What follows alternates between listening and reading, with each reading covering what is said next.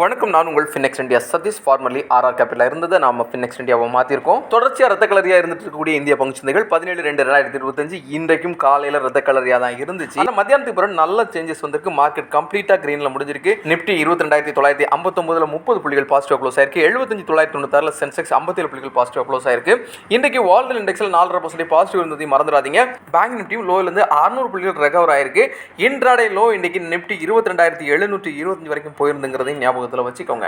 Pharma stock எல்லாம் கொஞ்சம் இன்னைக்கு ரெக்கவர் ஆயிருக்கு. அதுவும் மார்க்கெட் பாசிட்டிவ் சைடில் திரும்புறதுக்கு ஒரு முக்கியமான காரணம். தொடர்ச்சியாக 8 நாட்களாக மார்க்கெட் டவுன் சைடில் இருந்துச்சு. இன்றைக்கு 9வது நாளாக காலையில் மார்க்கெட் டவுனில் இருக்கும்போது இன்றைக்கும் நெகட்டிவ்ல க்ளோஸ் ஆகுங்கிற ஒரு பீதி இருக்க தான் செஞ்சிச்சு. ஆனால் க்ளோசிங் பாசிட்டிவாக இருக்குது. இருந்தாலும் மார்க்கெட் பாசிட்டிவ் சைடுக்கு திரும்பியிருக்காங்கிறத நாம் இப்போ யூகிக்க முடியாது.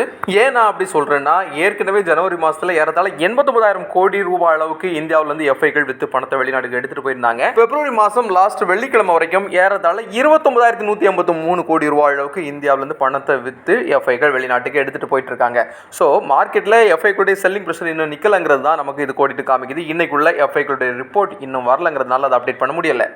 மணப்புரம் ஃபைனான்ஸ் இன்றைக்கு 8.5% மேலே பாசிட்டிவ்ல முடிஞ்சு. இதுக்கு முக்கியமான காரணம் Q3 ரிசல்ட்டில் இதனுடைய ரெவன்யூ 6% இன்க்ரீஸ் ஆகிருக்கிறது முக்கியமான காரணம்.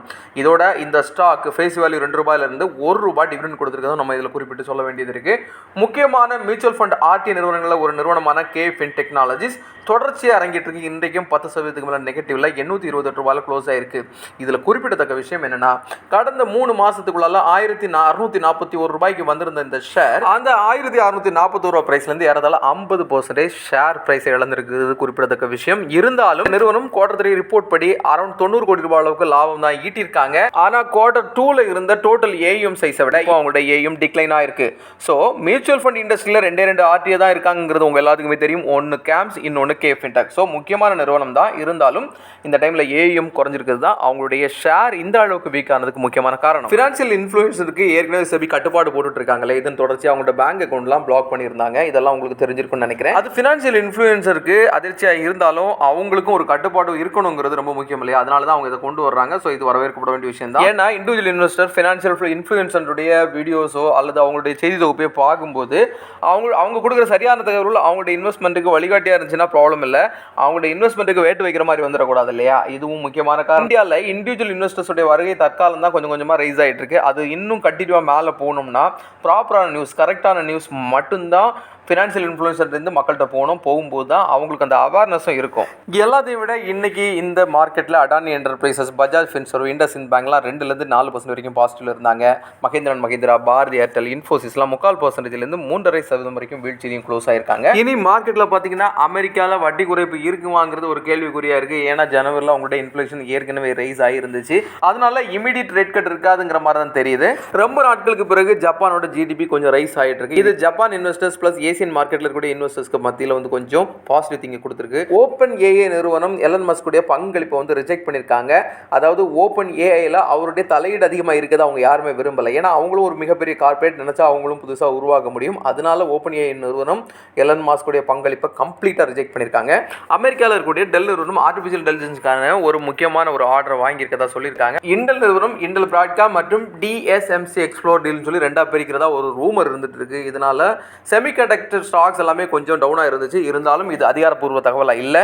கமாடிட்டி நியூஸ்னு பார்த்தீங்கன்னா, இன்டர்நேஷனல் மார்க்கெட்டில் கோல்டு ஒரு அவுன்ஸுக்கு $2,910 ட்ரேட் ஆகிட்டு இருக்கு. இந்தியன் மார்க்கெட்டில் 22 கேரட் தங்கம் 1 கிராம் $7,940 ட்ரேட் ஆகிட்டு இருக்கு. நியர்பை $8,000 தான். பிரெண்ட் குடாயில் பொறுத்தவரை இன்டர்நேஷனல் மார்க்கெட்டில் ஒரு பேரலுக்கு $74 ட்ரேட் ஆகிட்டு இருக்கு. ருப்பியோட வீக் கண்டினியூஸாக இருக்கு. அரௌண்ட் ₹87 ரேஞ்சில் தான் இன்னும் ட்ரேட் ஆகிட்டு இருக்குங்கிறத ஞாபகத்தில் வச்சுக்கோங்க. பிப்ரவரி 24, 2022 நடந்துட்டு இருக்கக்கூடிய ரஷ்யா உக்ரைனுடைய வார் அடுத்த கட்டத்தில் நகரணும் மீன்ஸ் வார் முடிவுக்கு வரணும். இதுக்கான ஒரு ஆக்கப்பூர்வமான பேச்சுவார்த்தை ரஷ்யா உக்ரைன் இடையே அமெரிக்க அதிகாரிகள் உட்பட சவுதி அரேபியாவில் நடக்கிறதுக்கான ஒரு முன்மொழிவை கொடுத்துருக்காங்க.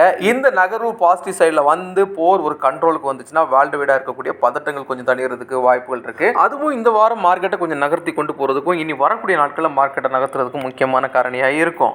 அடுத்து முக்கியமான அப்கமிங் போனஸ், அதே மாதிரி ஸ்டாக் ஸ்பிளிட் பார்த்தீங்கன்னா 18ஆம் தேதி நாளைக்கு Gujarat tool room 5:1 bonus issue பண்ணுறாங்க. அதே மாதிரி Kothari products 1:1 bonus record date நாளைக்கு தான்.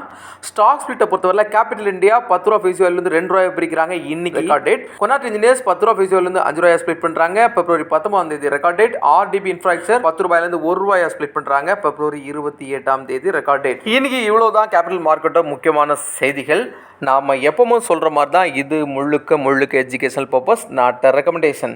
வெறும் 100 ரூபாயிலேருந்து கூட stock market, mutual fund, ETF, digital கோல்டில் இன்வெஸ்ட் பண்ணலாங்கிறது எல்லா மக்களுக்கும் போய் சேர்ந்துங்கிற நோக்கத்திலையும், குறிப்பாக யங்ஸ்டர்ஸ்க்கு இது ரீச் ஆனுங்கிற நோக்கத்தில் தான் இந்த செய்தி தொகுப்பு டே டு டே நம்ம கொடுத்துக்கிட்டே இருக்கிறோம்.